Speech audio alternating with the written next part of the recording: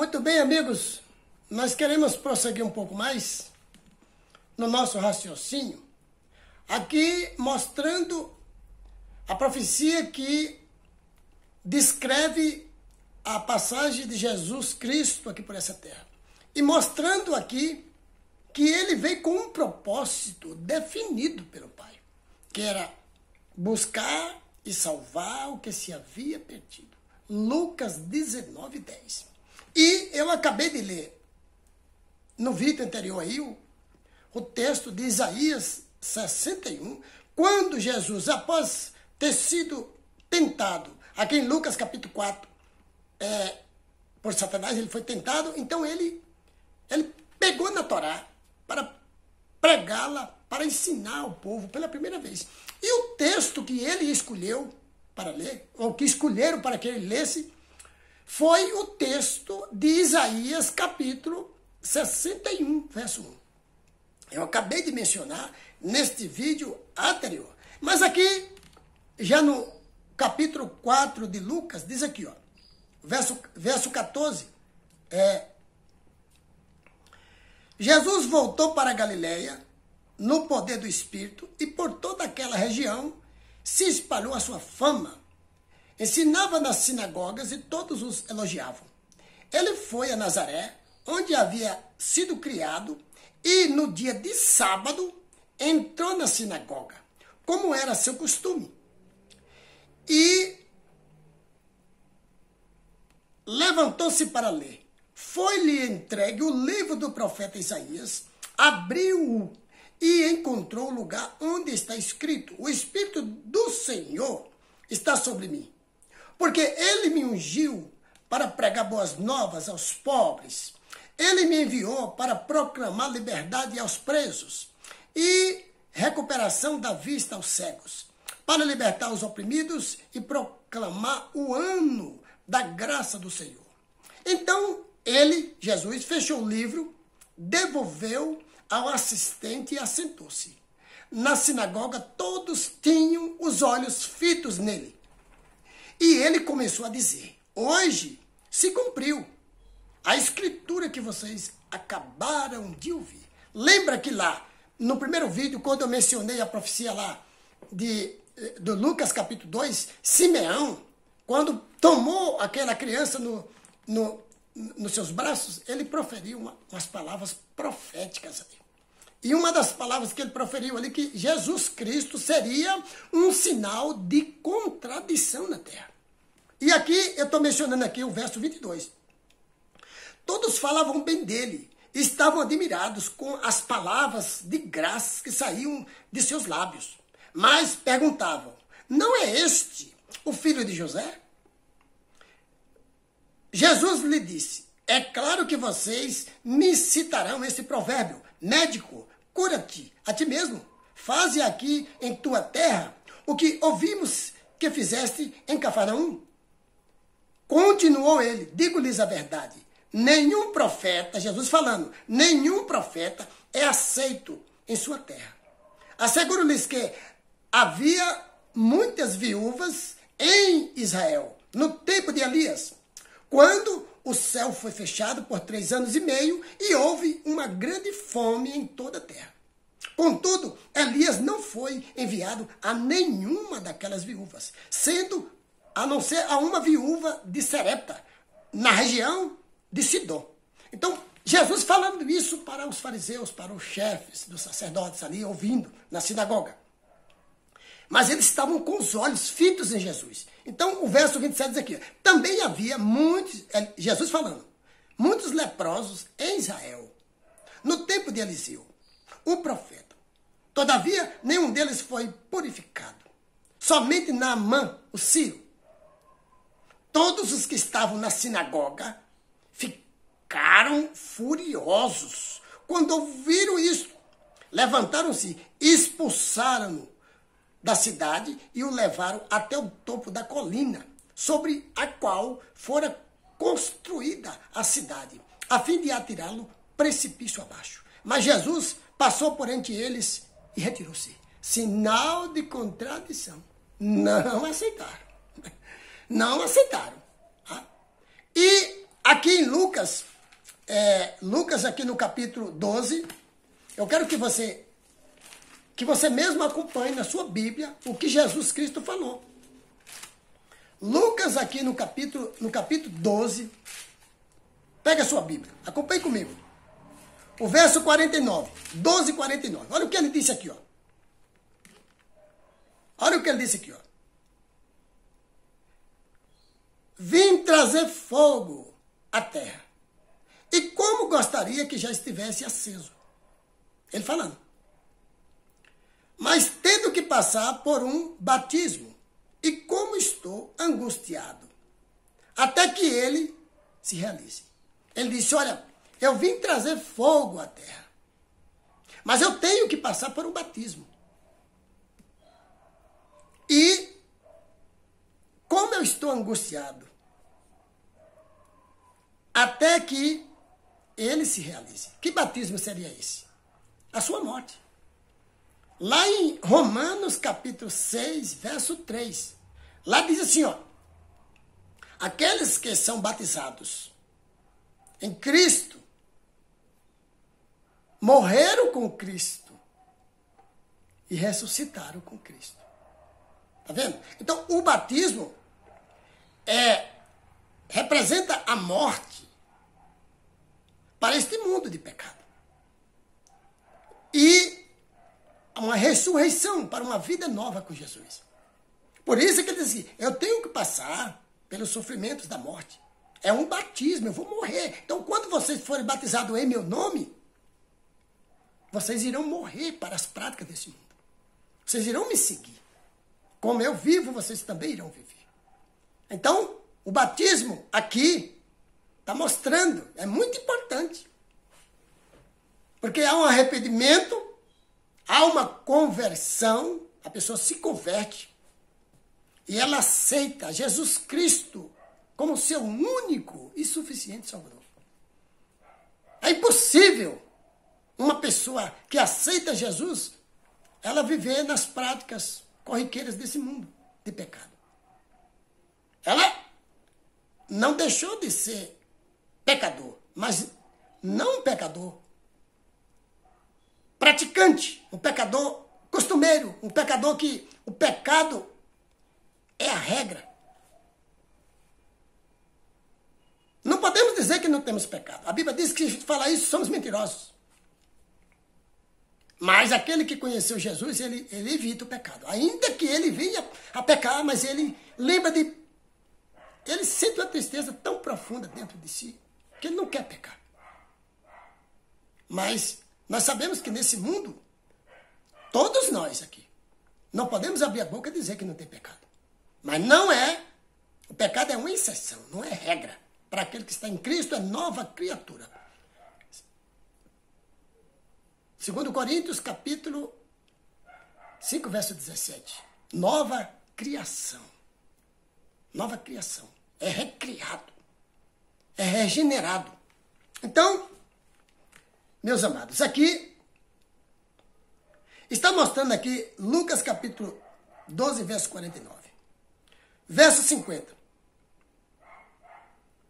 Olha, eu vim trazer fogo à terra, e como gostaria que já estivesse aceso, mas tenho que passar por um batismo, e como estou angustiado, até que ele se realize. Vocês pensam que vim trazer paz à terra? Não, eu lhes digo, ao contrário, vim trazer divisão. Olha aí, sinal de contradição. Por que ele veio trazer divisão? Porque quando ele chegou aqui, com seus ensinamentos, enviado do Pai, certo? Este mundo já estava andando com seus próprios ensinamentos. Então Jesus, quando apresentou o plano do Pai e os seus ensinamentos, foi contradição para os fariseus, para os judeus, para os chefes dos sacerdotes e para todos aqueles que não queriam crer nele. Sinal de contradição. Então aqui, meus queridos, lembra-se que Pedro e Tiago pediu para sentar ao lado, um à direita e outro à esquerda de Cristo. Disse, não, isso aí é para aqueles que já estão sendo destinados a isso. Vocês passarão pelo batismo que eu vou passar. E eles disseram, passaremos. Que são sofrimentos. Quem é seguidor de Jesus vai sofrer também como ele sofreu. Mas a grande notícia e a alegria do nosso coração é que será salvo. São os remanescentes. A palavra remanescente significa resto daquilo que sobrou. Isaías capítulo 10, verso 20 até o 22. Está falando lá que, ainda que o número dos filhos de Israel seja como a areia do mar, só o remanescente vai voltar para o Deus eterno. Só o remanescente será salvo. Romanos capítulo 9, verso 27. Lá também está dizendo que há um remanescente. Só o remanescente será salvo. Tá certo, meu amado? Então, a palavra de Deus. Então aqui, voltando para o texto de Lucas, no capítulo 12, aqui no verso 52. Ele disse, de agora em diante, ele falou que veio trazer espada. Veio trazer fogo. Fogo é juízo. Veio trazer espada. Aí diz aqui, ó. Vocês pensam que eu vim trazer paz à terra? De que paz ele estava falando? Essa paz que as pessoas ficam dando aí na rua? A paz do Senhor, a paz do Senhor. Essa paz aí que ele veio trazer? As pessoas, elas estão vivendo em contradição com ele, nos ensinos dele. Mas elas dão a paz. Não é essa paz que ele veio trazer. Ele veio trazer a paz do seguidor dele com o Pai. A paz do seguidor dele com o Pai. Esta paz. Se você estiver em Cristo, você tem a paz dele para com o Pai. Mas se você não estiver em Cristo, você não tem essa paz para dar para as pessoas. Não pode dar aquilo que não tem. Como que você está em outra coisa? Foi batizado em outra coisa. Não foi em Jesus Cristo e você tem a paz dele para dar para as pessoas. Então você tem que refletir isso aí. A paz aqui desse mundo é uma paz passageira. Mas o que ele está falando é a paz da salvação. Você, ao morrer, está preparado. Ao viver e Jesus aparecer, está preparado. Pronto. Porque está nele. Você se batizou nele, se revestiu dele. E o sangue dele, 1 João 9, te purifica de todo o pecado. Então, aqui, fechando este assunto aqui, nesse texto de Lucas capítulo 12, olha o que Jesus falou aqui, ó, no verso 52. Jesus, ele falou, de agora em diante, de agora que ele estava ali, de agora que ele havia chegado, havia iniciado o seu ministério, pregando a mensagem enviada do Pai. Ele disse, de agora em diante, haverá 5 numa família, divididos, uns contra os outros. 3 contra 2. Pai contra filho, filho contra pai. Mãe contra filha e filha contra mãe. Sogra contra nora e nora contra sogra.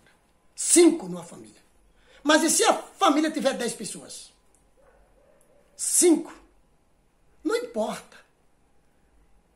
Não está falando de número de pessoas. E se a família tiver 15 pessoas? Não está falando em número. E se a família tiver 2 pessoas? Não está falando em número. Está falando em ensinamentos. Está falando em doutrina. Está falando em doutrina.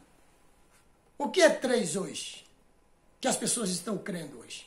Não é a Trindade? É ou não é? Deus Pai, Deus Filho, Deus Espírito Santo? Um Deus em 3 pessoas? É assim ou não é?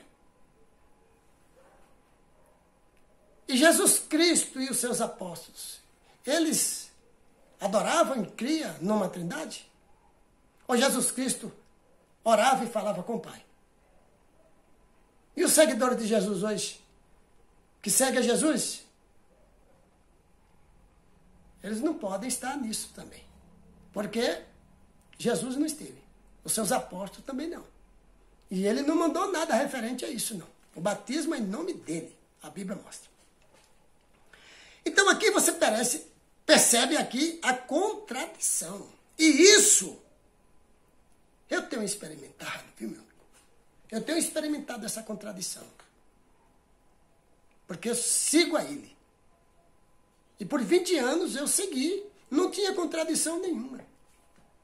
20 anos eu segui dentro das religiões. Era ancião, pregava em toda parte, todo mundo me recebia. É uma coisa maravilhosa, me abraçava. Era aquela coisa magnífica. Mas bastou que eu me declarei, eu quero seguir a Jesus pela Bíblia. Que eu estou vendo que essa adoração aqui não está de acordo com o que ele fez. Lá no Getsemane. E lá no Jardim das Oliveiras. E até mesmo lá no Monte da Transfiguração. Aí a contradição, ela começou. E foi mesmo na minha própria família. E não é coisa fácil, viu? Porque quando se coloca na mente das pessoas uma coisa, foi o que fizeram. Colocou na mente das pessoas, trancou e levou a chave. E aí as pessoas ficam todas semana bebendo os ensinamentos, o vinho de Babilônia. E ficam embriagadas. Você chega com a verdade e elas não, e reluta, e rejeita, e fica inimigo seu e não quer nem saber. Não querem nem saber. Mas os sinceros, aqueles que querem ir para o céu, eles vão examinar as Escrituras. Porque julgar tem nelas a vida eterna e são elas que testificam de mim. Jesus falou em João 5,39. Olha lá. Ele disse, vocês examinam as Escrituras, porque julgais ter nelas a vida eterna, e são elas que testificam de mim. Mas vir a mim, vocês não querem. Vocês ficam examinando as Escrituras. Mas vir a mim, você não quer. Lá no livro de João, capítulo 5, verso 39. Né? Então a gente precisa, meus amados, fazer a coisa correta. Porque quando Jesus Cristo aparecer, como diz em Apocalipse 1,7, todo olho verá. Até aqueles que o transpassaram.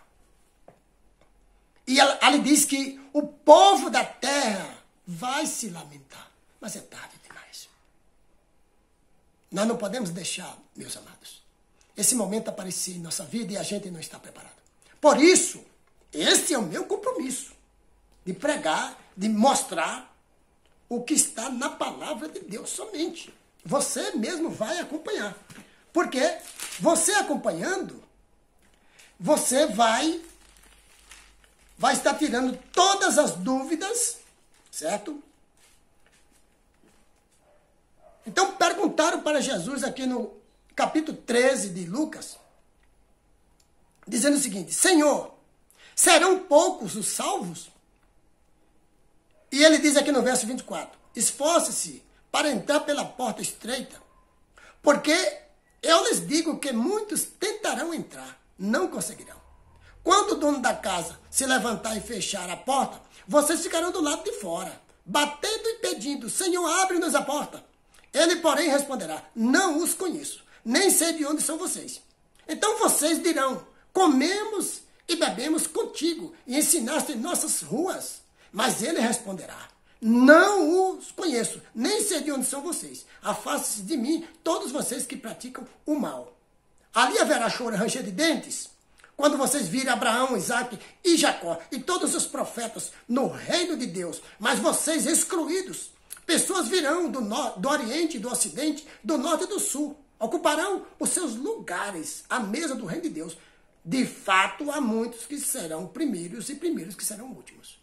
Então, meu amado, nós não devemos deixar chegar este momento crucial. Está despreparado, ou está em lugares indevidos. Temos que estar preparados. Que Deus, Ele abençoe você, meu amigo, a tua jornada na terra. Se prepare. Não deixe as coisas passarem por debaixo do tapete, não. Vá investigar nas Escrituras. Por isso que hoje eu me sinto feliz, porque eu consegui, pela graça de Deus, com a ajuda de Jesus Cristo, eu consegui chegar ao conhecimento da verdade, verdadeiramente na Bíblia. Que Deus te abençoe e te guarde, em nome de Jesus, amém.